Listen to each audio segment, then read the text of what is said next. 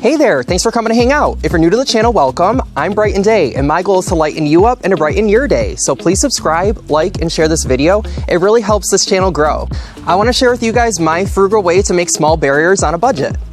This 4-foot tall fencing lasts for years and years. It's really strong, it keeps the dogs out, completely customizable to whatever size and shape you need. With metal cutters, I cut it to make small protective barriers around particular plants outside of the garden.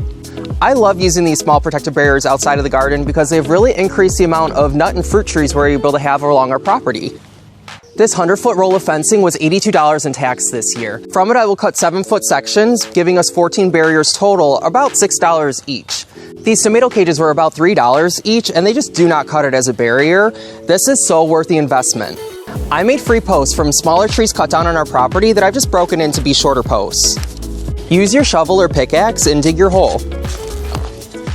It's the hardest part of this. I usually get about a foot deep and then I just can't get any deeper anymore. Just do your best. I'll refill the hole with the same dirt that I'm using now and just pat it down really well. Put the post in the hole, and if you're using fresh cut wood, make sure to put it upside down the way that it was growing so it doesn't propagate itself and turn it into a tree again inside the hole. You don't want that. Sticks that are planted upside down have a hard time propagating themselves. If you're using old dried out sticks, it won't matter. Plant it either way. Refill the dirt and pat it down really, really well. You can use a shovel, but honestly, your foot, you can just slide the stuff over. Stomp it down as hard as you can. It really helps the post stay up.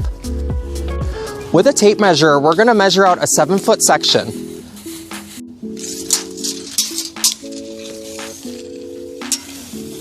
I find 6 feet to be too short and 8 feet to be excessively long.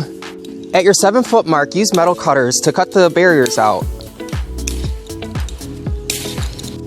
As you're cutting, be sure to make these little fingers. You're gonna use them to attach everything together and to make it one perfect circle.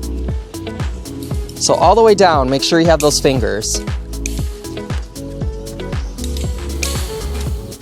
Wrap it around everything, and like I said, we're gonna use these fingers here to attach it to the end, make it a perfect circle. I wanted you guys to get a really good look at this. You see how these fingers meet? You just wrap it around every single joint. Using zip ties, attach it to the post.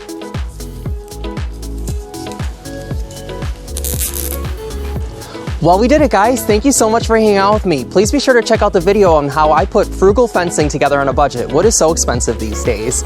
Well, I'll see you in the next video, guys.